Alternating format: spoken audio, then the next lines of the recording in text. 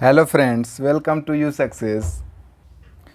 आज की वीडियो में हम लोग यूपी ट्रिपल एससी पेट परीक्षा के लिए मॉडल प्रैक्टिस सेट कॉल करेंगे। तो चलिए आज का वीडियो हम लोग शुरू करते हैं। तो अब पहला प्रश्न है जो भारतीय इतिहास से संबंधित है।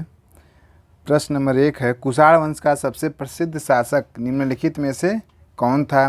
कनिष्क, तोरमान, कडफिसस, हुविस्क। तो इसका सही उत्तर है ऑप्शन नंबर 1 कनिष्क। प्रश्न नंबर 2 है, पांड्य वंश की राजधानी किस स्थान पर अवस्थित हुआ करती थी? वह तापी, मदुरई, कोच्चि, वारंगल। तो इसका सही उत्तर है ऑप्शन नंबर 2 मदुरई। अष्टप्रधान क्या था? ऑप्शंस हैं अकबर के 8 प्रमुख मंत्रियों का समूह, जहांगीर के 8 विश्वसनीय सरदारों का समूह, शिवाजी का 8 सदस्यीय मंत्रिमंडल, इनमें से कोई नहीं। तो इसका सही उत्तर है शिवाजी का 8 सदस्यीय मंत्रिमंडल। प्रश्न नंबर 4 है, ब्रिटिश शासकों द्वारा भारतीय असंतोष का नेता किसे कहा? ऑप्शंस हैं सरदार वल्लभ भाई पटेल, भगत सिंह, बाल गंगाधर तिलक, उपर्युक्त में से कोई नहीं। तो इसका सही उत्तर है बाल गंगाधर तिलक। प्रश्न नंबर 5 है, सिराज उद दौला ने किस शहर का नाम अलीनगर में परिवर्तित किया था? ऑप्शन है कलकत्ता, आगरा, फिरोजपुर, फतेहपुर। तो इसका सही उत्तर है कलकत्ता। कलकत्ता का नाम सिराजुद्दौला ने अलीनगर कर दिया था। अब भारतीय राष्ट्रीय आंदोलन से संबंधित प्रश्न है। प्रश्न नंबर 6 है, 1904 में क्रांतिकारियों की गुप्त संस्था के रूप में अभिनव भारत की स्थापना किसने की थी? दामोदर चापेकर, वी.डी. सावरकर, प्रफुल्ल चाकी, खुदीराम बोस। तो इसका सही उत्तर है वी.डी. सावरकर। प्रश्न नंबर 7 है, शांतिपूर्ण प्रतिरोध सत्याग्रह का सिद्धांत किसने प्रतिपादित किया था? बाल गंगाधर तिलक, अरबिंदो घोष, लाला लाजपत राय, बिपिन चंद्र पाल। तो इसका सही उत्तर है ऑप्शन नंबर 2 अरबिंदो घोष। अगला प्रश्न है प्रश्न नंबर 8, निम्नलिखित में कौन भारतीय राष्ट्रीय कांग्रेस की अग्रगामी संस्था थी? ऑप्शंस हैं servants of Indian society, Indian association, Indian national union, Indian league. तो इसका सही उत्तर है ऑप्शन नंबर 2 इंडियन एसोसिएशन। प्रश्न नंबर 9 है, 1923 में स्वराज पार्टी बनाने के लिए मोतीलाल नेहरू के साथ मिलने वाला कांग्रेस का अन्य नेता कौन था? ऑप्शंस हैं बीजी तिलक, चित्तरंजन दास, एम.के. गांधी, जी.के. गोखले। तो इसका सही उत्तर है ऑप्शन नंबर 2 चित्तरंजन दास। प्रश्न नंबर 10 है, नौजवान भारत सभा किसने स्थापित की थी? बी.सी. पॉल, जी. सुब्रमण्यम अय्यर, सरदार भगत सिंह, रुक्मणी लक्ष्मीपत। तो इसका सही उत्तर है सरदार भगत सिंह। नौजवान भारत सभा सरदार भगत सिंह ने स्थापित की थी। अब आगे भूगोल से संबंधित प्रश्न है। प्रश्न नंबर 11 है, मिट्टी और पत्थर के टुकड़ों का पहाड़ी की तल की ओर गमन करना कहलाता है? मृदा अपरदन, मृदा अवक्षेपण, नाइट्रोजन से युक्त होना, ह्यूमस की कमी से ग्रस्त होना। तो इसका सही उत्तर है मृदा अपरदन। प्रश्न नंबर 12 है, एशिया की सबसे लंबी नदी है? नील, अमेजन, यांगसी, गंगा। इसका सही उत्तर है ऑप्शन नंबर 3 यांगसी। प्रश्न नंबर 13 है, भारतीय मानक समय और ग्रीनविच मध्याह्न के बीच कितने समय का अंतर है? 5.5 घंटे, 2.5 घंटे, 6.5 घंटे, 5 घंटे। तो इसका सही आंसर है 5.5 घंटे का अंतर है। प्रश्न नंबर 14 है, भारत का सबसे बड़ा नमकीन पानी का झील कहाँ पर स्थित है? ऑप्शंस हैं सांभर, पुलिकट, चिल्का, राजसमंद। तो इसका सही आंसर है ऑप्शन नंबर 1 सांभर। प्रश्न नंबर 15 है, निम्नलिखित में से कौन सा उद्योग कोरापुट में है? पोत निर्माण, विमान निर्माण, लौह इस्पात, विद्युत लोकोमोटिव। तो इसका सही आंसर है विमान निर्माण। अब भारतीय अर्थव्यवस्था से संबंधित प्रश्न है। प्रश्न नंबर 16 है, निम्नलिखित में से कौन भारत में नीति आयोग का पदेन अध्यक्ष है? राष्ट्रपति, प्रधानमंत्री, उपराष्ट्रपति, वित्त मंत्री। तो इसका सही उत्तर है ऑप्शन नंबर 2 प्रधानमंत्री। प्रश्न नंबर 17 है, निम्नलिखित में से किस पंचवर्षीय योजना के समय कार्य के लिए खाद्य योजना आरंभ की गई थी? ऑप्शन है 5वीं, 10वीं, 7वीं, 9वीं। तो इसका सही उत्तर है ऑप्शन नंबर 2 10वीं। प्रश्न नंबर 18 है, भारत सरकार की प्रधानमंत्री श्रम योगी मानधन योजना के तहत देय न्यूनतम सुनिश्चित मासिक पेंशन की राशि कितनी है?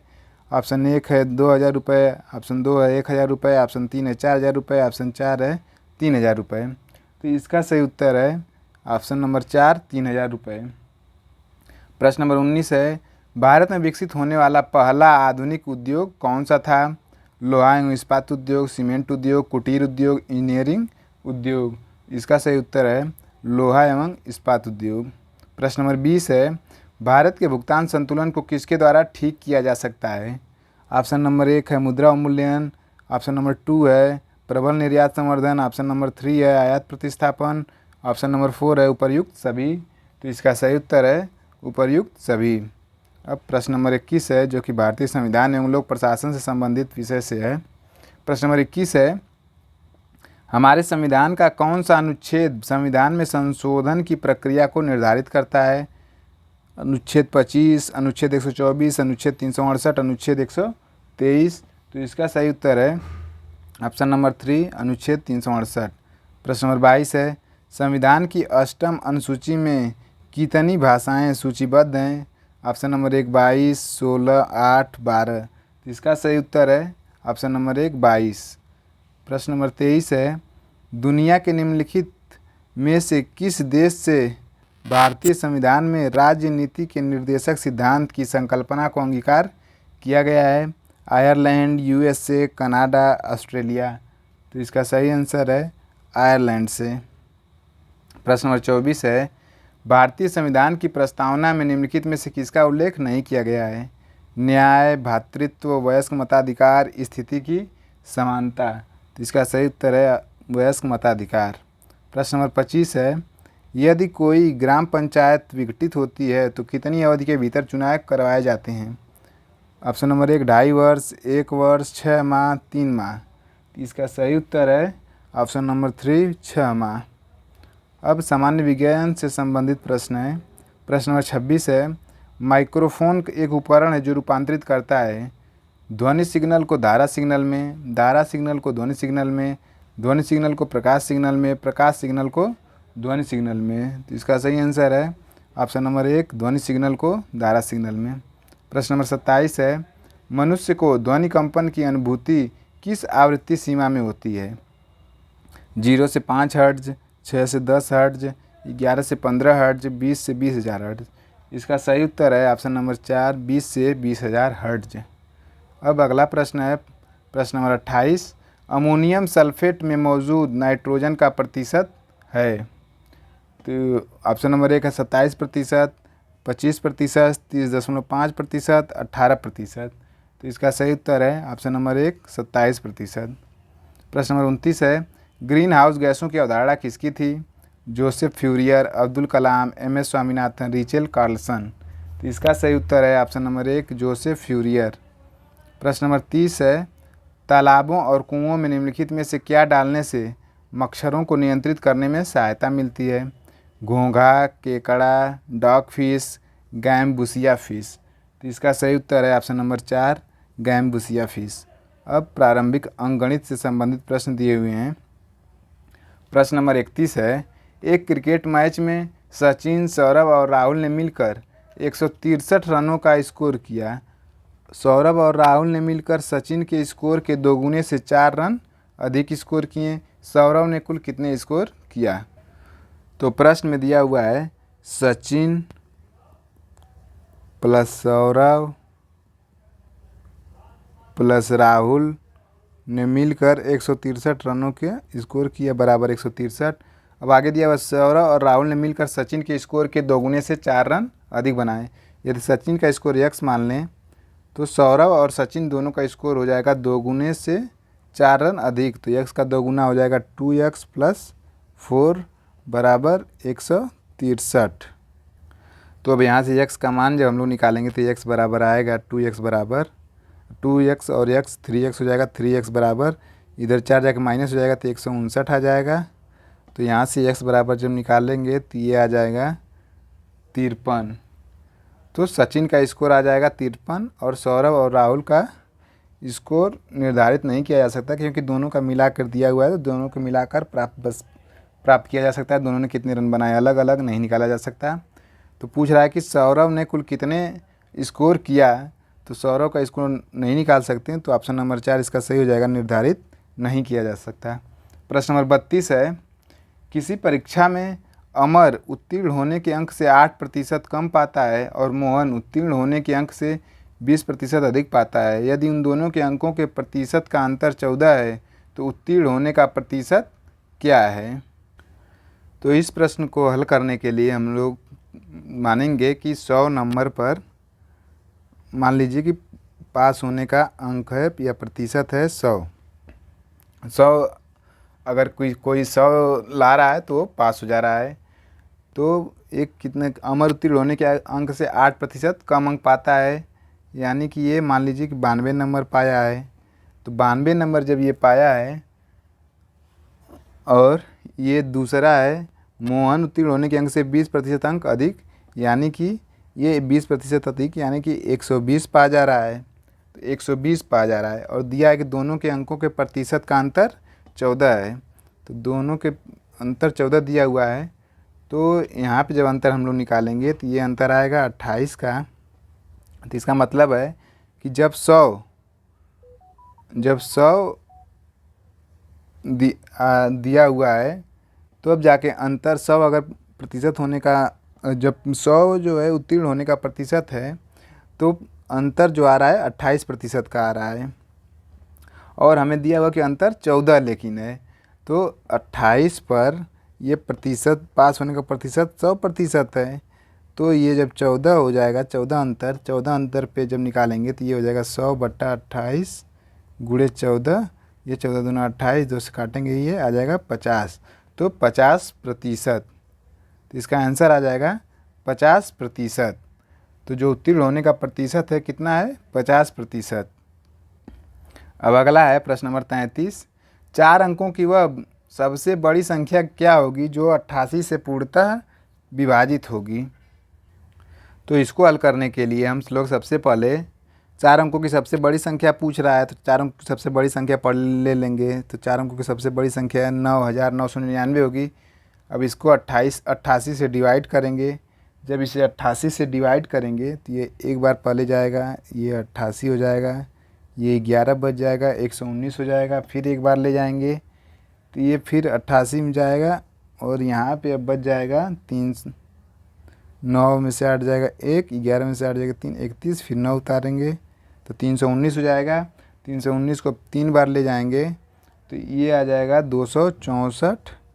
264 से जब माइनस करेंगे तो ये शेष आ जाएगा इसका 55, यानी कि जब 9999 में से 55 घटा देंगे तो संख्या पूर्णतः 88 से विभाजित हो जाएगी और वही जो संख्या आएगी 9999 में से 55 घटाने पर जो संख्या प्राप्त हमें होगी वही 4 अंकों की सबसे बड़ी संख्या होगी जो कि 88 से विभाज्य होगी। तो इसको जब माइनस करेंगे तो ये हमारे पास आ जाएगा 9944।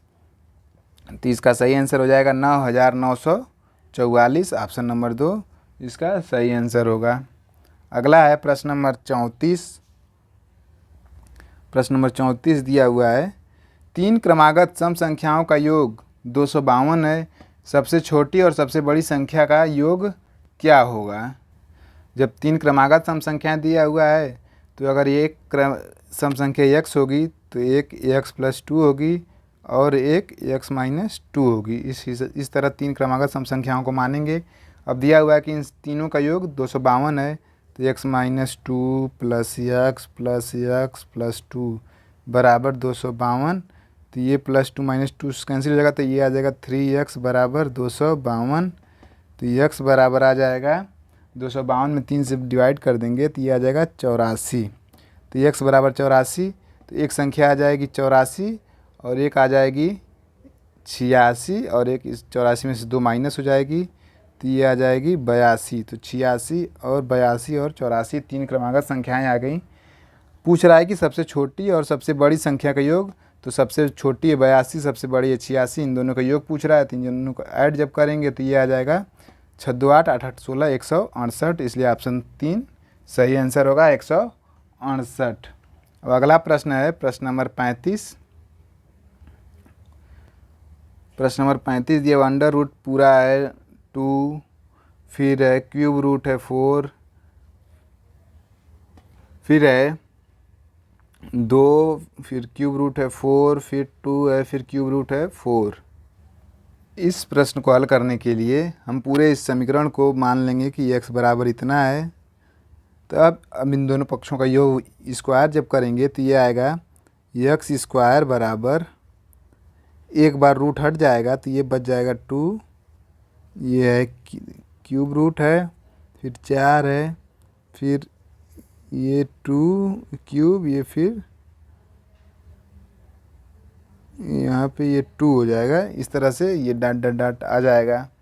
ये स्क्वायर करने पे इतना आया। और फिर हम लोग क्या करेंगे, इसके बाद देखेंगे कि ये इसका अब क्यूब कर एक्स स्क्वायर बराबर ये 2 हो जाएगा इंटू ये जो और बाद वाला जो ये आएगा परिणाम, ये भी एक्स के बराबर होगा। तो ये हो जाएगा 2 इंटू एक्स।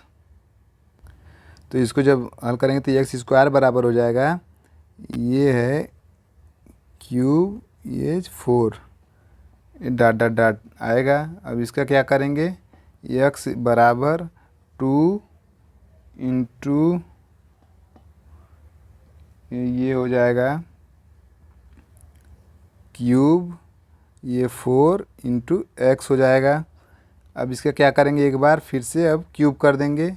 जब इसको क्यूब करेंगे तो ये आ जाएगा एक्स की पावर 6 इज इक्वल टू, ये 2 का क्यूब करेंगे तो 8 हो जाएगा इंटू ये क्यूब जब करेंगे तो ये घनमूल का जो चिन्ह है वो हट जाएगा, ये बाहर बच जाएगा 4 और ये बच जाएगा x, ये बच जाएगा x। तो ये आ जाएगा x की पावर 6 बराबर 8 चौका 8 32 x। तो x की पावर 5 बराबर आ जाएगा 32। तो x की पावर 5 बराबर ये 2 की पावर 5 हो जाएगी, 2 की पावर 5। तो x बराबर आ जाएगा 2। तो x बराबर हमें निकालना ही था, ये जो x है टोटल हम x माने हैं, तो इसे x का मान 2 आया, तो इस टोटल का मान कितना आ जाएगा 2। तो इसका जो आंसर होगा ऑप्शन नंबर 1 सही होगा, x बराबर 2, पूरे समीकरण का मान आ जाएगा 2। अब अगला जो पोर्शन है वो सामान्य हिंदी से संबंधित प्रश्न है। तो इसके अंतर्गत प्रश्न नंबर 36 है, मुहावरे का अर्थ लिखना है। क्या से क्या हो जाना, ऑप्शन है मर जाना, स्थिति बदल जाना, काम बिगड़ना, काम समाप्त न होना। तो इसका सही आंसर है ऑप्शन नंबर 2, स्थिति बदल जाना। प्रश्न नंबर 37 है, वाक्यांश के लिए एक शब्द लिखिए। वाक्यांश दिया हुआ है जो पहले पढ़ा न हो। ऑप्शन है अनपढ़, पढ़ाकू, पठित, अपठित। तो इसका जो सही आंसर है ऑप्शन नंबर 4, अपठित। अब प्रश्न नंबर 38 है, सखी शब्द का बहुवचन रूप। साखी, सखी, सखी, सखियाँ। इसका जो सही आंसर है ऑप्शन नंबर 4, सखियाँ। प्रश्न नंबर 39 है, घर का पर्यायवाची शब्द निम्न में कौन सा है। ऑप्शन हैं अनल, आलय, वात, उरग। तो इसका सही आंसर है ऑप्शन नंबर 2, आलय। प्रश्न नंबर 40 है, वीर प्लस अंगना की संधि है। वीर, अंगना, वीरांगना, वीरांगाना, वीरंगना, वीरांगना। तो इसका जो सही आंसर है ऑप्शन नंबर 4, वीरांगना। अब सामान्य अंग्रेजी से संबंधित प्रश्न दिए हुए हैं। Certain words are used both as prepositions and conjunctions. 4 sentences have been given below with one word in bold. Identify the sentence where bold word has been used as conjunction. Option दिया हुआ है, look before you leap, he stood before the painting, he died for his country, I have not met him since Monday. तो इसमें पूछ रहा है जो bold word है वो कौन से कंजक्शन के फॉर्म में यूज हुए हैं। तो इसका जो सही आंसर है ऑप्शन नंबर 1 है, लुक बिफोर यू लीप, ये कंजक्शन के रूप में आया है बिफोर। प्रश्न नंबर 42 है, प्रश्न नंबर 42 है, fill in the gap with proper preposition भरना है। इसमें वी स्टेड, फिर डैश है मुंबई, फिर डैश है 5 days। ऑप्शन दिया हुआ है at for, in for, with for, in since. तो इसका जो सही आंसर है वो है ऑप्शन नंबर 2, इन और फॉर। तो इसका जो बनेगा sentence, we stayed in Mumbai for 5 days। अब अगला प्रश्न है, प्रश्न नंबर 43 to 45 तक के लिए डायरेक्शन दिया हुआ है। In the following question you have one passage with 3 questions in the passage. Read the passage carefully and choose the best answer to each question out of the 4 alternatives. तो जो passage दिया हुआ है, the great pyramid at Giza is one of the world's most amazing landmarks rising high above the Sahara Desert in the Giza region of northern Egypt. The Great Pyramid stands some 450 feet into the burning desert sky and occupies of an area of 13 acres. The rough climate of the Sahara has actually caused the pyramid to shrink 30 feet from its original height. The pyramid was such an amazing feat of engineering that it remained the tallest structure in the world for over 3,800 years. The entire pyramid was originally faced with polished limestone to make it shine brilliantly in the sun. Most Egyptologists, scientists who study ancient Egypt agree that the Great Pyramid was built around 2560 BC, a little more than 4,500 years ago. It took tens of thousands of workers 20 years to build. The pyramid contains over 2 million stone blocks. Although most of the blocks weigh 2 or 3 tons, some weight up to 80 tons. The Great Pyramid of Giza was ordered built by the Pharaoh Khufu as a magnificent tomb. His Wazir advisor Hammon is credited with being the pyramid's architect. Khufu pyramid is actually part of a complex of pyramids that includes the pyramid of Khafre, the smaller pyramid of Menkaure, a variety of smaller pyramids and structures, and the Great Sphinx. The Great Pyramid of Giza is the last remaining of the 7 wonders of the world.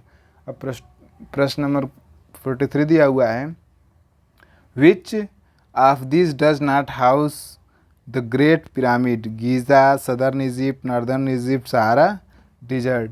तो इसका जो सही answer है option number 2 है, southern Egypt. प्रश्न number 44 है, how many stone blocks constitute the pyramid? Options दिए हुए हैं 4500, मोर देन 2 मिलियन, 3800, 2560। तो इसका जो सही आंसर है ऑप्शन नंबर 2 है, more than 2 million. Question number 45 है, most of the blocks in the pyramid weigh about dash tons, 580, 2 और 3, 4500। तो इसका जो सही आंसर है ऑप्शन नंबर 3, 2 और 3। अब तर्क एवं तर्क शक्ति से संबंधित प्रश्न दिए हुए हैं। प्रश्न नंबर 46 है, एजुकेशनल शब्द के अक्षरों का प्रयोग करते हुए निम्नलिखित में से किस शब्द का निर्माण नहीं किया जा सकता? सबसे पहला है नेशनल, फिर नीट, फिर डीन, फिर लॉयन। तो जिसका जो सही आंसर है ऑप्शन नंबर 1, नेशनल शब्द इससे नहीं बनाया जा सकता। प्रश्न नंबर निर्देश है 47 नंबर प्रश्न के लिए, निम्नलिखित प्रश्न में दिए गए विकल्पों में से संबंधित शब्द अक्षर को चुनें। AZBYCXDWHSIR का किससे रिलेशन बनेगा? तो इसको अगर हम लोग सॉल्व करें तो सबसे पहले हम लोग देखेंगे, ए में जब +2 ऐड करेंगे तो ये सी हो जाएगा, जेड में -2 करेंगे तो ये एक्स होगा, बी में +2 करेंगे तो ये डी होगा, और वाई में -2 करेंगे तो ये डब्लू होगा। तो इसी तरह एच में +2 कर देंगे, एच में जब +2 करेंगे तो ये जे होगा, एस में -2 जब करेंगे तो ये क्यू होगा, और आई में +2 जब करेंगे तो ये होगा के, और आर में जब -2 करेंगे तो ये हो जाएगा पी। तो जो वर्ड बनेगा वो बनेगा JQKP, JQKP, ये पी होगा, JQKP। तो ऑप्शन नंबर 1 सही होगा, JQKP। प्रश्न नंबर 48 है, निम्नलिखित प्रश्न में उसे चुने जो अन्य 3 विकल्पों से भिन्न है।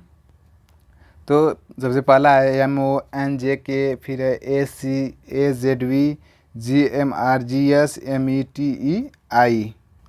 तो इसमें जो भिन्न विकल्प है वो ऑप्शन नंबर 1 है, इसलिए ऑप्शन नंबर 1 सही होगा, क्योंकि अन्य सभी में एक एक कम से कम एक एक लेटर की पुनरावृत्ति हुई है। जैसे इसमें ACAZV में AA की पुनरावृत्ति हुई है, GMRGS में GG की पुनरावृत्ति हुई है, METEI में EE की पुनरावृत्ति हुई है, लेकिन MONJK में किसी भी लेटर की पुनरावृत्ति नहीं हुई है। निर्देश है 49 नंबर प्रश्न के लिए। नीचे दिए गए प्रश्न में दिए गए कथन ए तथा तर्क आर के लिए निम्न विकल्पों में से सही विकल्प ढूंढिए। एक है ए तथा आर दोनों सत्य हैं तथा आर ए का सही स्पष्टीकरण है। ए तथा आर दोनों सत्य हैं परंतु आर ए का सही स्पष्टीकरण नहीं है। तीसरा है ए सत्य है परंतु आर गलत है। चौथा है ए गलत है परंतु आर सत्य है। तो प्रश्न नंबर 49 दिया हुआ है। तो प्रश्न 49 दिया हुआ, बच्चों की एक पंक्ति में हरीश बाएं से गिरावां है। हरीश जो है बाएं से गिरावां है, बाएं से गिरावां है, हरीश 11th है। और मंगेश दाएं से 17वां है, मंगेश दाएं से 17वां है। यदि वे अपने स्थान बदल लें तो हरीश बाएं से 13वां होगा। तो यदि वे स्थान बदल ले रहे हैं यानी कि मंगेश की जगह ये हरीश आ जा रहा है, यानी कि यहाँ पे जब ये हरीश आ जाएगा तो ये कह रहा है कि स्थान बदल तो हरीश बाएं से 13वां होगा। तो हरीश बाएं से इधर से 13वां हो जा रहा है 13th, और इधर से 17वां है। तो पूछ रहा मंगेश की दाएं से नई स्थिति निम्नलिखित में से कौन सी होगी। तो पंक्ति में टोटल बच्चों की संख्या हो जाएगी 13 + 17 = 30 - 1 = 29। और बाएं से हरीश का स्थान है 11वां और मंगेश का दाएं से स्थान है 17वां। और जब मंगेश और हरीश अपना स्थान आपस में बदल देंगे तो बाएं से हरीश का स्थान हो जाएगा 11वां और टोटल बच्चों की संख्या है 29 है। और जब दाहिने से उसकी संख्या निकालेंगे दाहिने से किस स्थान पे होगा, तो दाहिने से ये हो जाएगा 29 - 11 = 18 + 1 = 19वां स्थान पे। तो मंगेश की दाएं से नई स्थिति हो जाएगी 19वें स्थान पे, ऑप्शन नंबर 3 19वीं। अब आगे है प्रश्न नंबर 50। राणा 10 किलोमीटर उत्तर की ओर जाता है, फिर बाएं घूमता है और 4 किलोमीटर जाता है, फिर दाएं घूमता है और 5 किलोमीटर जाता है, फिर वह दाईं ओर घूमकर 4 किलोमीटर और जाता है। अपनी यात्रा शुरू करने के स्थान से वह कितनी दूर है। तो इसके लिए मैप बनाएंगे कि राणा 10 किलोमीटर उत्तर की ओर जाता है। सबसे पहले 10 किलोमीटर उत्तर की ओर यहाँ पे है, यहाँ से उत्तर की ओर जा रहा है 10 किलोमीटर उत्तर की ओर जाता है। फिर बाएं घूमता है और 4 किलोमीटर जाता है। तो बाएं घूम कर जाएगा 4 किलोमीटर इधर, बाएं घूमता है और 4 किलोमीटर जाता है।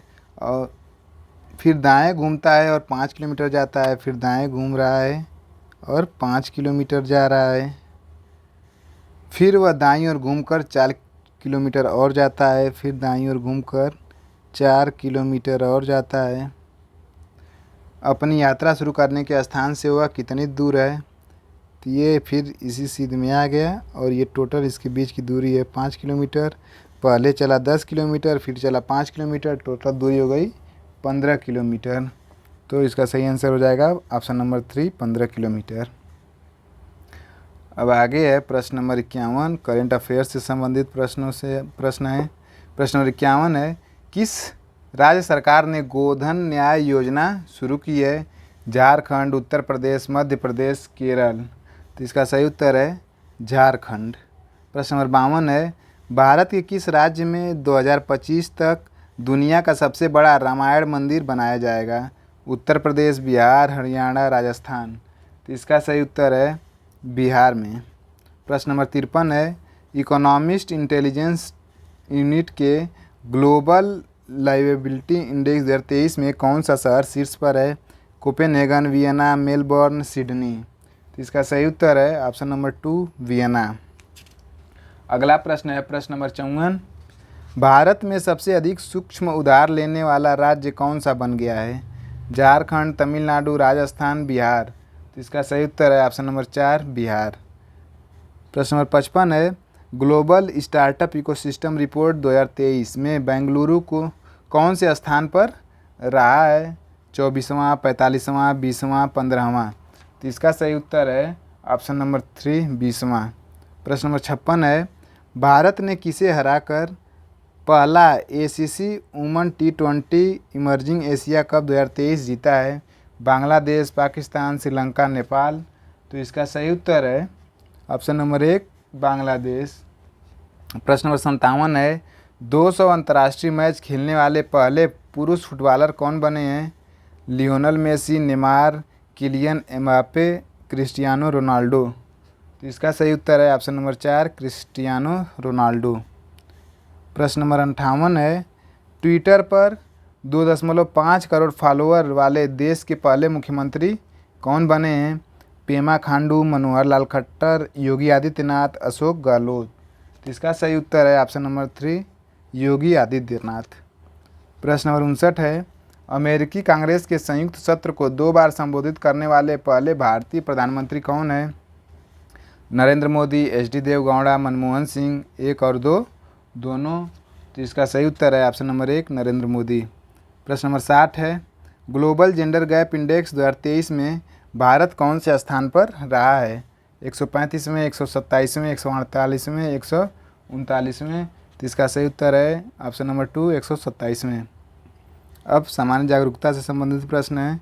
प्रश्न नंबर 61 है, विश्व का सबसे बड़ा क्रिकेट स्टेडियम भारत के किस राज्य में बनाया जा रहा है? पश्चिम बंगाल, गुजरात, चंडीगढ़, महाराष्ट्र। तो इसका सही उत्तर है ऑप्शन नंबर 2 गुजरात। प्रश्न नंबर 62 है, छत्तीसगढ़ में वाटरफॉल को भारत के नियाग्रा फॉल्स के रूप में भी जानते हैं? हब्बे, मागो, दूध सागर, चित्रकूट। इसका सही उत्तर है ऑप्शन नंबर 4 चित्रकूट।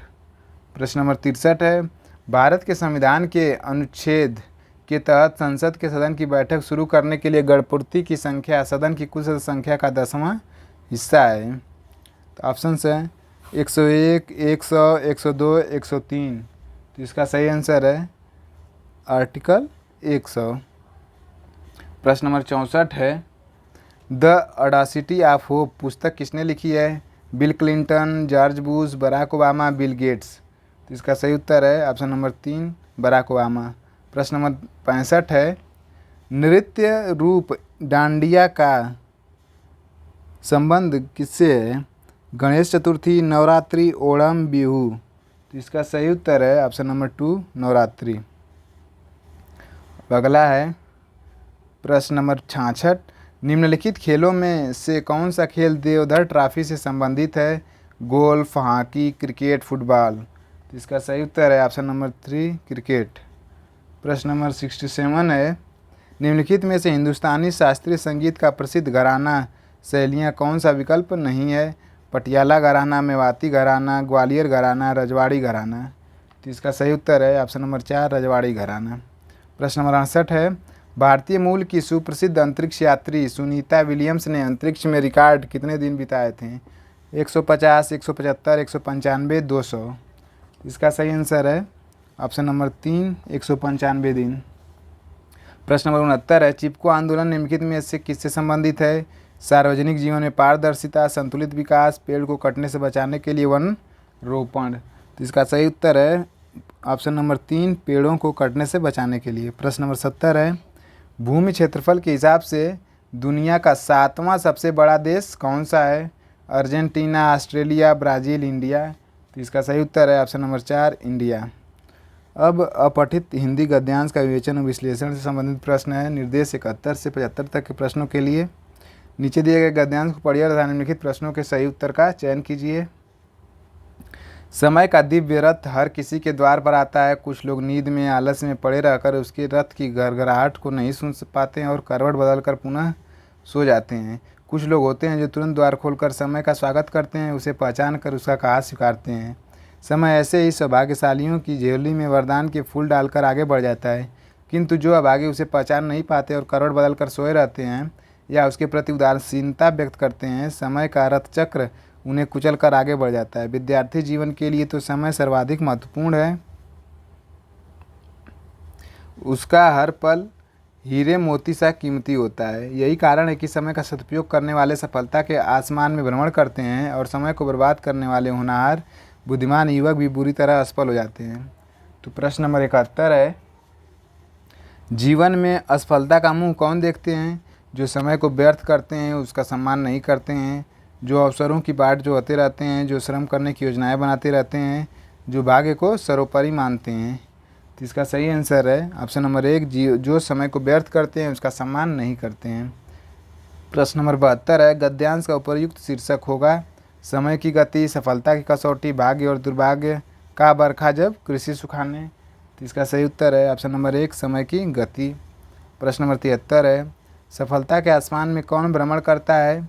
जो समय को अपना गुलाम बना लेते हैं, जो समय का सर्वथा सदुपयोग करते हैं, जो समय की कभी परवाह नहीं करते हैं, जो समय से भी आगे निकल जाते हैं।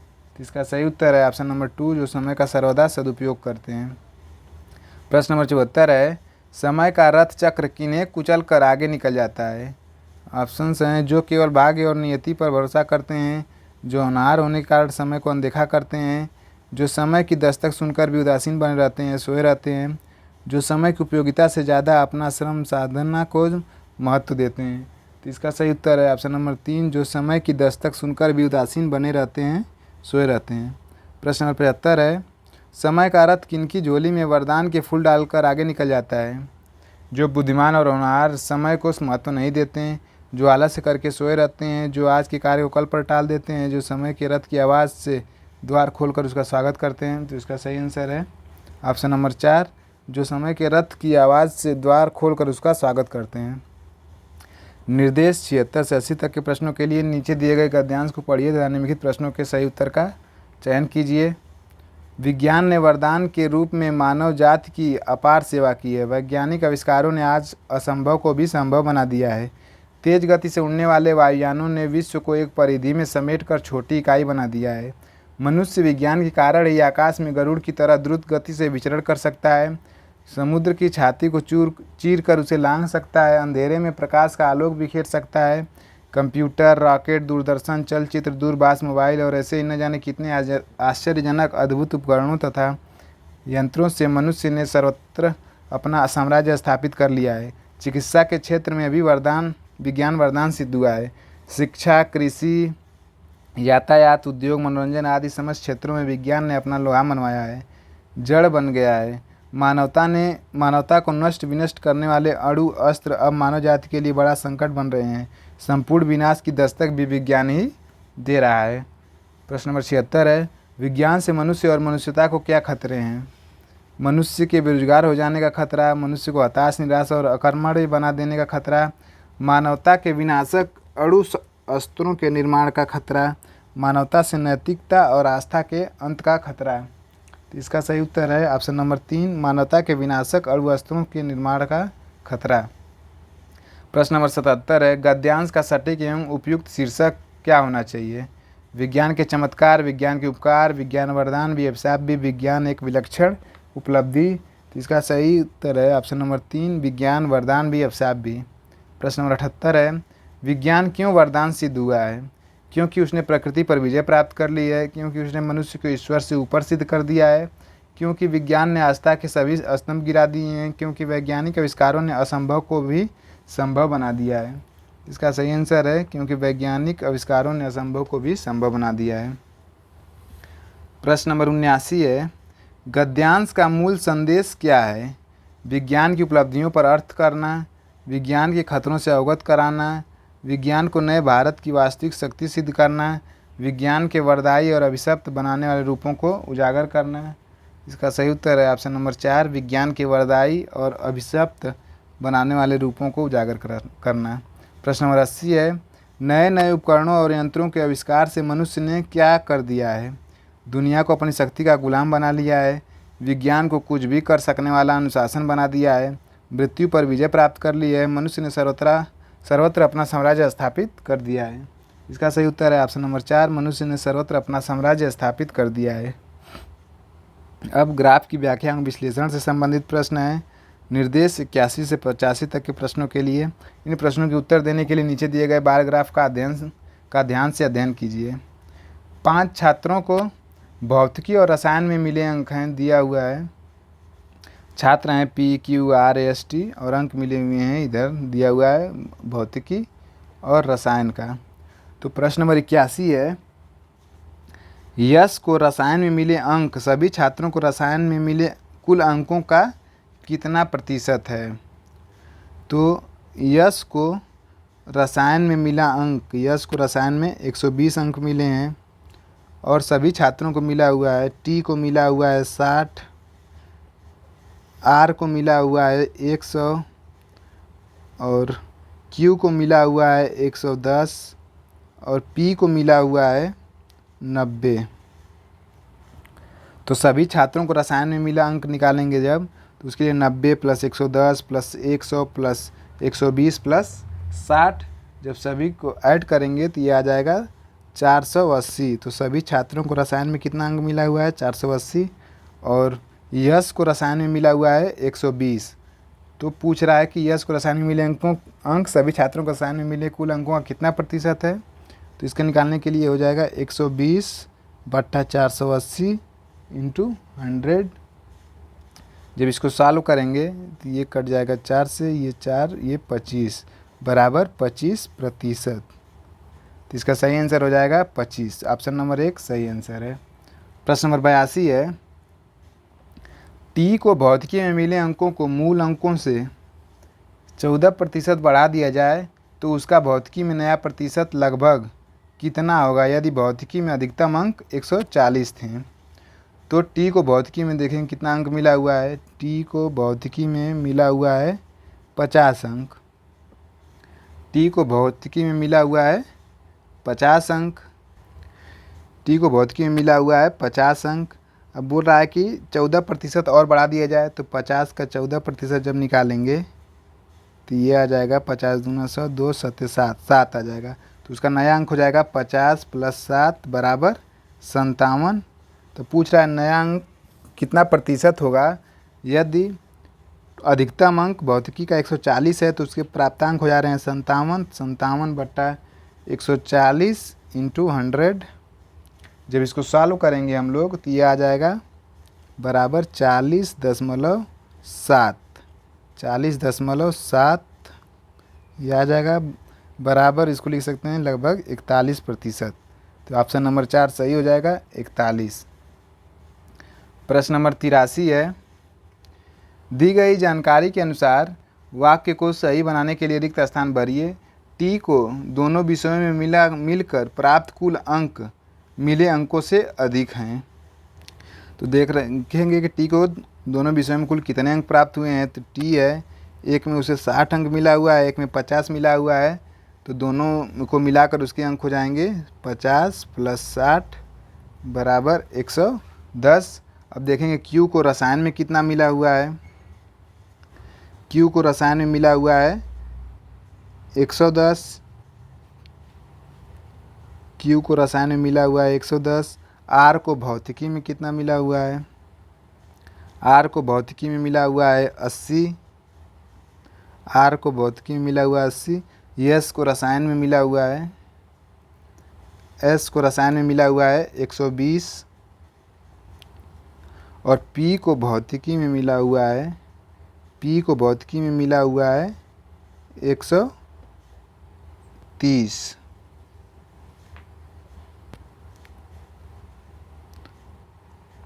प्रश्न पूछ रहा है कि सही बनाने के लिए रिक्त स्थान भरिए। टी को दोनों विषयों में मिलाकर प्राप्त कुल अंक मिले अंकों से अधिक हैं। तो किससे अधिक हैं, 80 अंक से अधिक हैं। तो आर को भौतिकी में मिले अंकों से अधिक हैं। तो ऑप्शन नंबर 2 इसका सही आंसर होगा। प्रश्न नंबर 84 है, पी को भौतिकी और रसायन में मिले कुल अंक और टी को भौतिकी और रसायन में मिले कुल अंकों के बीच का क्रमशः अनुपात कितना है। तो पी को भौतिकी और रसायन में मिले कुल अंक हैं, पी को एक रसायन में 90 अंक मिला है, भौतिकी में 130 अंक मिला है, तो टोटल हो जाएगा 220 पी का है।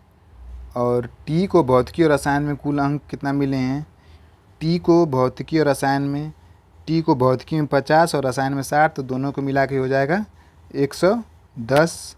तो दोनों का अनुपात पूछ रहा है, तो 220 संबंधे 110। इसको जब हल करेंगे तो यह कट जाएगा एक बार में और ये 2 बार में, तो 2 संबंधे 1।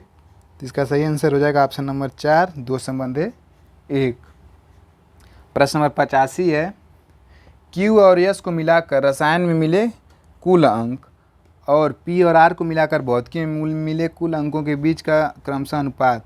Q और S को मिलाकर रसायन में, Q और S को रसायन में, Q को रसायन में मिला 110, S को रसायन में मिला 120, तो 110 प्लस 120 जब करेंगे तो ये आ जाएगा 230। ये आ जाएगा 230।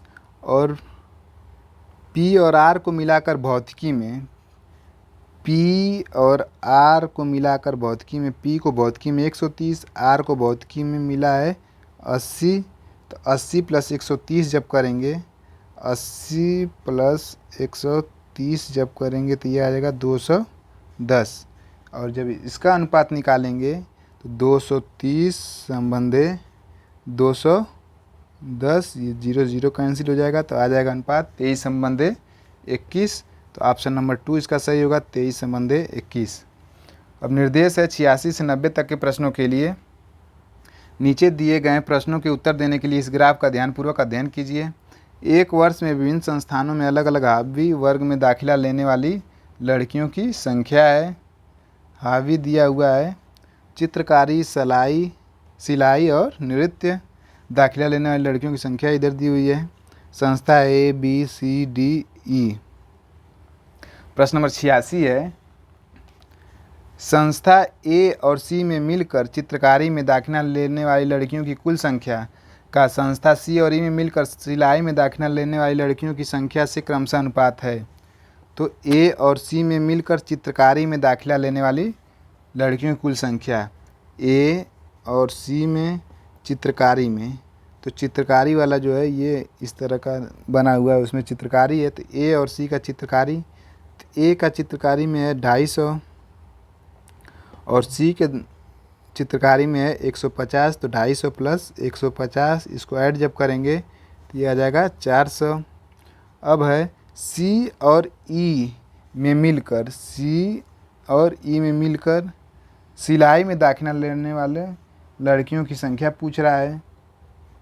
तो C में सिलाई में जो है ये ब्लैक रंग से जो भरा हुआ है, तो C में सिलाई में है 50, C में सिलाई में है 50 और E में सिलाई में दाखिला लेने वाले लड़कियों की संख्या, E में यहाँ सिलाई में दाखिला ले रही हैं 325, तो 350 प्लस 325 जब इसको ऐड करेंगे हम लोग तो ये आ जाएगा 375। अनुपात जब निकालेंगे तो ये आ जाएगा 400 संबंधे 375।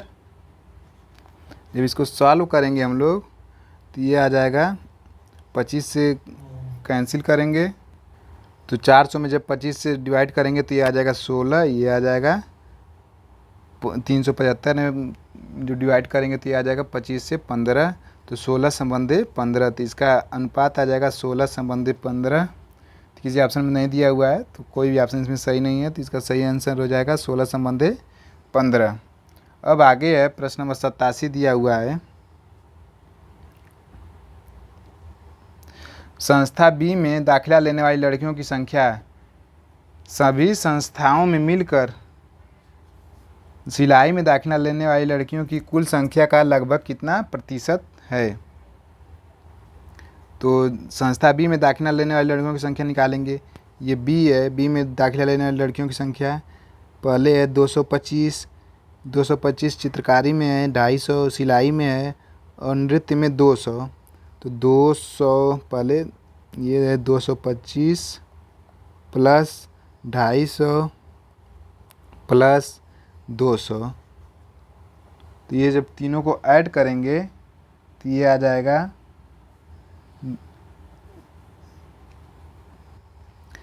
देखते हैं पहले प्रश्न क्या पूछ रहा है। 87 बी में दाखिला लेने वाली लड़कियों की संख्या सभी संस्थाओं में मिलकर सिलाई में दाखिला लेने वाली लड़कियों की संख्या का प्रतिशत, केवल सिलाई में पूछ रहा है, सिलाई में कितनी है।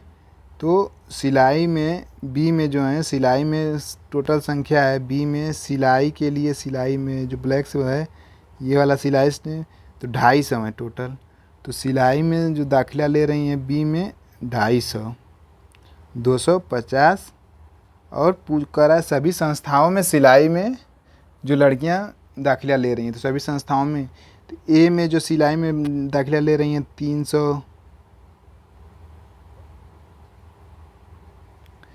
325, बी में दाखिला ले रही हैं 250, सी में दाखिला ले रही हैं 50, डी में दाखिला ले रही हैं 250, ई में दाखिला ले रही हैं 325।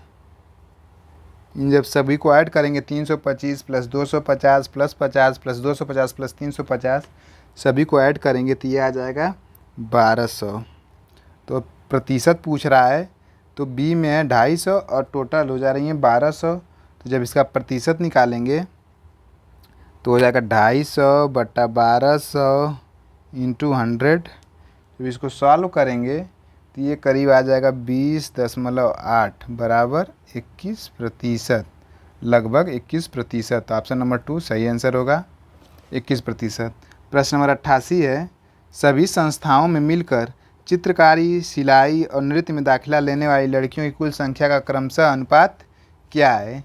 तो इसके लिए सबसे पहले हम लोग अलग अलग संस्थाओं का निकालेंगे, अलग अलग संस्थाओं का निकालेंगे किसमें कितनी कितनी लड़कियां हैं। तो इसके लिए ए में हम लोग देखेंगे कि सबसे पहले चित्रकारी वाली कितनी हैं। ए में चित्रकारी हैं 250, ए में चित्रकारी हैं 250 प्लस बी में चित्रकारी में है 225, 250 plus 225 plus A B C में है, सी में हो जाएंगी 150, डी में हो जाएंगी ये करीब 175, ई में हो जाएंगी 300।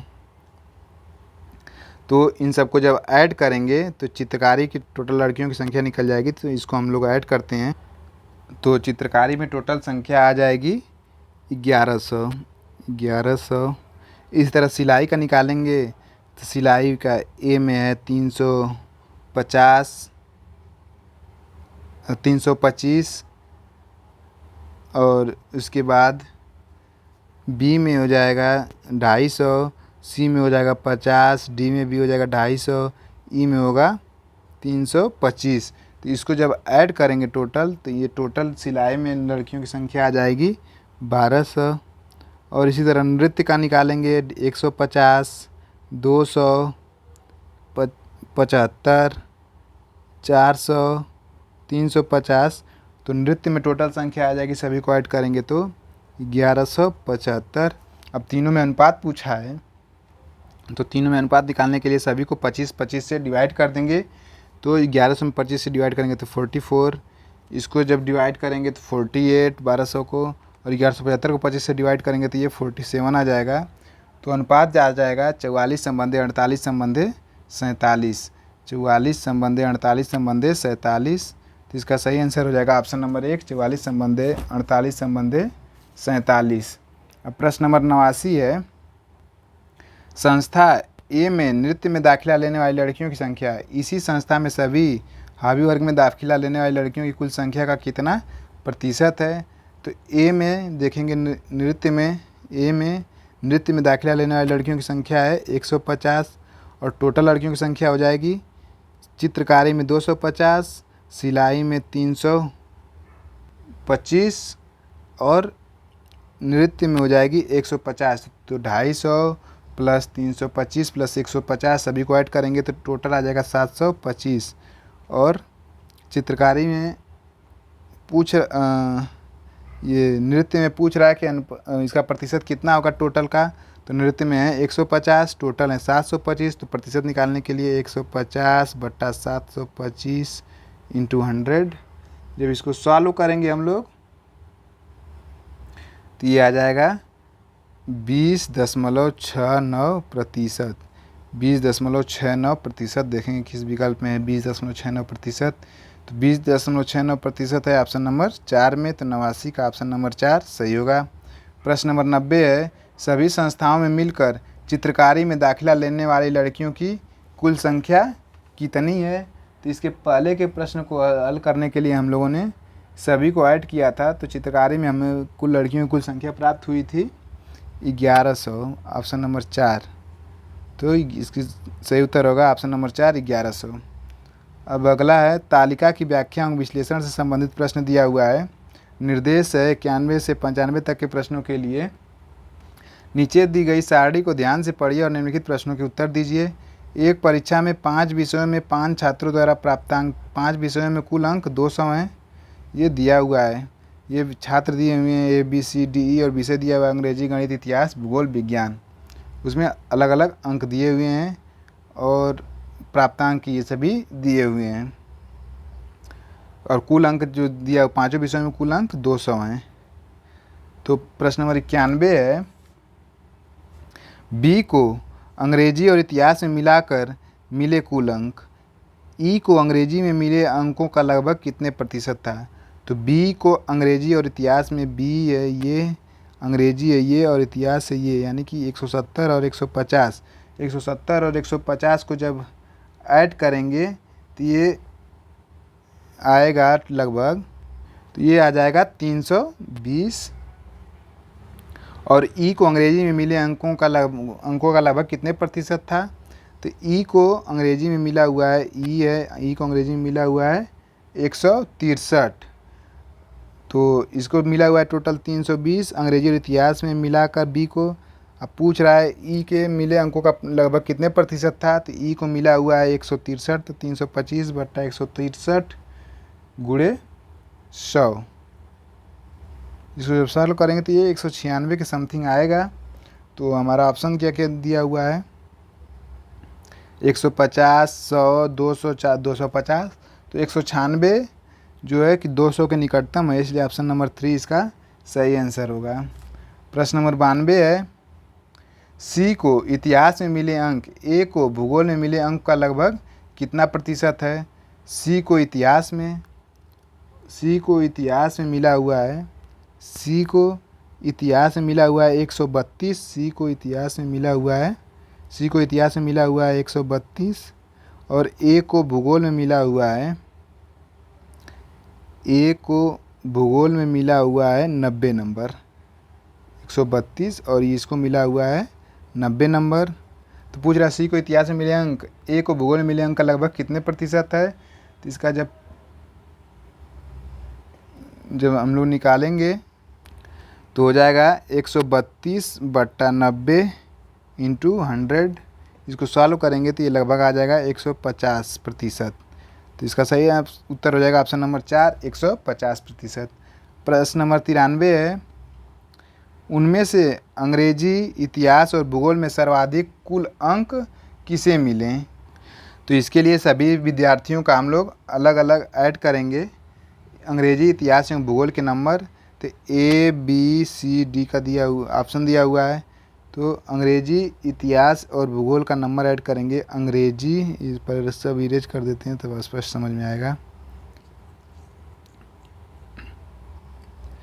अंग्रेजी, इतिहास और भूगोल, अंग्रेजी, इतिहास और भूगोल जब सबका ऐड करेंगे तो B को जब हम लोग ऐड करेंगे तो B का है 170, 150, 135। B का ऐड करेंगे तो ये टोटल आ जाएगा 455।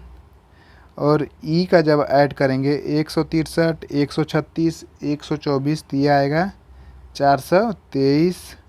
और इसी तरह और अन्य सभी का ऐड करेंगे तो A का आएगा 115 प्लस 120 प्लस 90। जब इस तीनों को ऐड करेंगे तो A का हमें प्राप्त होगा 325। और इसी तरह C का निकालेंगे 102 प्लस 132 प्लस 110। तो C का आ जाएगा 44 और डी का निकालेंगे 98 + 162 + 148, तो डी का आ जाएगा 408। तो सबसे अधिक अंक जो है 455 दिख रहा है, तो सबसे अधिक अंक बी का है, अंग्रेजी, इतिहास प्लस भूगोल तीनों को मिलाकर 455। तो इसलिए हमारा सही आंसर हो जाएगा बी, ऑप्शन नंबर 2। प्रश्न नंबर 94 है, यदि परीक्षा में पास घोषित होने के लिए प्रत्येक विषय में न्यूनतम पास प्रतिशत 50 है तो उनमें से कितने छात्र परीक्षा में फेल हुए? तो परीक्षा में फेल जिनके 50% से कम अंक होंगे, तो देखेंगे 50% से कम अंक किसके हैं। चूँकि पूर्णांक 200 है, तो यानी कि 100 से अंक जिसके जिसके कभी कम रहेंगे वो परीक्षा में फेल रहेंगे। तो परीक्षा में फेल होने वाले छात्रों की संख्या ए का है 90, तो यह भी परीक्षा में फेल हो जाएगा। और बी के सभी 100 से पार हैं, तो बी पास हो जाएगा। और सी का है विज्ञान में 90 है, तो यह भी फेल हो जाएगा। तो ए फेल, सी फेल, और डी का 98 है अंग्रेजी में, तो यह भी फेल हो जाएगा। और ई भी पास हो जाएगा, सभी समय 100 से अधिक है। तो ए, सी और डी 3 छात्र फेल हो जाएंगे। तो ए, सी और डी 3 छात्र फेल हो जाएंगे। तो उनमें से कितने छात्र परीक्षा में फेल हुए? तो टोटल 3 छात्र, ऑप्शन नंबर 4 सही है। प्रश्न नंबर 95 है, उनमें से किसे सर्वाधिक कुल प्रतिशत अंक मिले? इनमें से किसे सर्वाधिक कुल प्रतिशत अंक मिले? तो जिसको सबसे अधिक अंक प्राप्त होगा सभी विषयों में मिला के, वही उसी का प्रतिशत सबसे अधिक होगा। तो इसका प्रतिशत निकालने के लिए हम लोग सभी को ऐड कर लेंगे, ए, बी, सी, डी और ई सभी को ऐड करके हम लोग निकालेंगे कि किसका सबसे अधिक अंक प्राप्त हुआ है सभी विषयों को मिलाकर। तो जब ए का अंक हम निकालेंगे, तो ए को निकालने के लिए 115 + 180 + 120 + 90 + 140 करेंगे। तो ए का हमें टोटल योग प्राप्त होगा 645। इसी तरह बी का निकालेंगे तो बी का 660 प्राप्त होगा। सी का निकालेंगे तो सी का 542 प्राप्त होगा। और डी का जब निकालेंगे 634 प्राप्त होगा। और ई का निकालेंगे तो 663 प्राप्त होगा। तो सबसे अधिक अंक जो हो रहा है वो ई को प्राप्त हो रहा है 663। तो इसका सही आंसर हो जाएगा ई, छात्र को सबसे अधिक अंक प्राप्त हो रहे हैं। तो जो उसका प्रतिशत भी है सबसे अधिक प्रतिशत भी ई का ही आएगा, इसलिए ऑप्शन नंबर 4 ई सही उत्तर होगा। अब निर्देश है 96 से 100 तक के प्रश्नों के लिए निम्नलिखित सारणी को ध्यान से अध्ययन कर नीचे दिए गए प्रश्नों के उत्तर दीजिए। विगत वर्षों में एक कॉलेज के 5 अनुशासनों में विद्यार्थियों की संख्या दी हुई है। यह अनुशासन है कला, विज्ञान, वाणिज्य, प्रबंधन और कृषि, और वर्ष दिया हुआ है 2001, 2, 3, 4, 5, 6। अब प्रश्न नंबर 96 पूछ रहा है, पिछले वर्ष की तुलना में किस वर्ष कृषि अनुशासन के संबंध में प्रतिशत बदलाव अधिकतम था? तो पिछले वर्ष की तुलना में किस वर्ष कृषि अनुशासन के संबंध में प्रतिशत बदलाव अधिकतम था? तो इसको निकालने के लिए 2002 का हम लोग निकालते हैं। सबसे पहले कृषि में 2002 में बदलाव देखेंगे, 314 से 365 हो जा रहे हैं। तो 365 माइनस 314 बट्टा कितने से बदलाव हो रहा है? 314 से 365 हो रहे हैं। तो 365 माइनस 314 बट्टा 314 इंटू 100 जब करेंगे तो ये आ जाएगा 16.24। और इसी तरह अगर 2006 का निकालें, 326 से 383 हो जा रहा है, ये चूँकि अधिकतम हो रहा है। तो ये निकालेंगे जब, तो इसको प्रतिशत जब निकालेंगे तो 383 माइनस 326 बट्टा 326 इंटू 100, ये बराबर आ जाएगा 17.48%। 17.48%। इसी तरह सभी अलग अलग सभी वर्षों का निकालेंगे हम लोग, तो हम लोग पाएंगे कि जो 2006 का है, ये जो बदलाव है प्रतिशत बदलाव सबसे अधिक 2006 में ही हो रहा है, 17.48%। इसका सही आंसर हो जाएगा ऑप्शन नंबर 4, 2006। अब अगला प्रश्न है प्रश्न नंबर 97। 2003 से 2004 में वाणिज्य अनुशासन में विद्यार्थियों की संख्या में प्रतिशत वृद्धि लगभग कितनी थी? तो 2003 से 4 में, तो 2003 से 4 में कौन सा अनुशासन है? वाणिज्य में।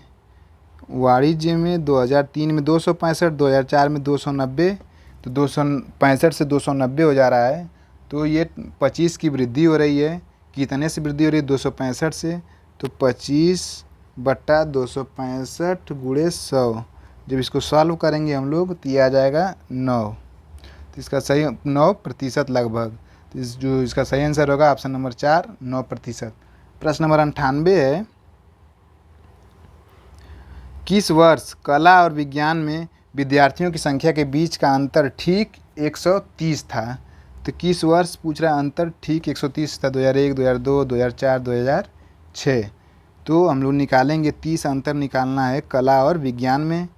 कला और विज्ञान में जब तो 2002 में अगर हम लोग निकालें तो 260 और 390। तो इसमें जो माइनस करेंगे तो माइनस आ जाएगा 390 में से 260 माइनस करेंगे। 390 माइनस 260 बराबर 130। तो पूछ रहा है किस वर्ष विद्यार्थियों की संख्या के बीच का अंतर ठीक 130 था? तो ठीक 130 ये जो है 2002 में है।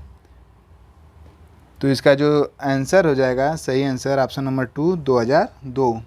प्रश्न नंबर 99 है, 2001 और 2005 में मिलकर कृषि में विद्यार्थियों की कुल संख्या इसी अनुशासन में 2002 में विद्यार्थियों की संख्या का लगभग कितना प्रतिशत थी? तो 2001 और 2005 में मिलकर कृषि में विद्यार्थियों की कुल संख्या, तो 2001 और 2005 में कृषि में विद्यार्थियों की कुल संख्या 2001 में और 2005 में कृषि में विद्यार्थियों की कुल संख्या 314 प्लस 326, 314 प्लस 326, 314 प्लस 326 इसको ऐड करेंगे तो ये 4 10, 0 2 1 3 1 4 और 3 3 6, 640।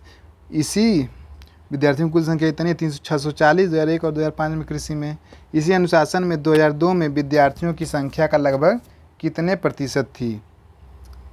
इसी अनुशासन में 2002 में विद्यार्थियों की संख्या का, तो 2002 में कृषि में कितने विद्यार्थी हैं? 2002 में कृषि में हैं 365 विद्यार्थी। तो पूछ रहा है कि लगभग कितना प्रतिशत? तो 365 विद्यार्थी 2002 में हैं। दोनों को मिलाकर हैं 2001 और 5 में 640 बट्टा 365 इंटू 100। जब इसको सॉल्व करेंगे तो ये लगभग आ जाएगा 175%। तो इसका सही आंसर हो जाएगा ऑप्शन नंबर 4, 175। प्रश्न नंबर 100 है, दिए गए वर्षों में किस अनुशासन में विद्यार्थियों की संख्या में सतत वृद्धि हुई? तो विद्यार्थियों की संख्या में सतत वृद्धि देखने के लिए हम लोग देखेंगे कि हमेशा लगातार वृद्धि किन किन अनुशासन में हुई है। तो सबसे पहले हम लोग अगर देखें कला में तो 240 से 260, 260 से 275, 275 से 284, 284 से 296 और 296 से 312 तो कला में सतत वृद्धि हुई है। तो इसमें देखते हैं ऑप्शन में दिया हुआ है कि नहीं कला दिया हुआ है, कला ऑप्शन नंबर 3 है। तो इसका सही आंसर हो जाएगा ऑप्शन नंबर 3 कला। और अगर अन्य विषयों को देखें हम लोग तो विज्ञान में अगर देखें 358 से 390 हुआ, 390 से घट के 374 हो गया, तो सतत वृद्धि नहीं हो रही है विज्ञान में।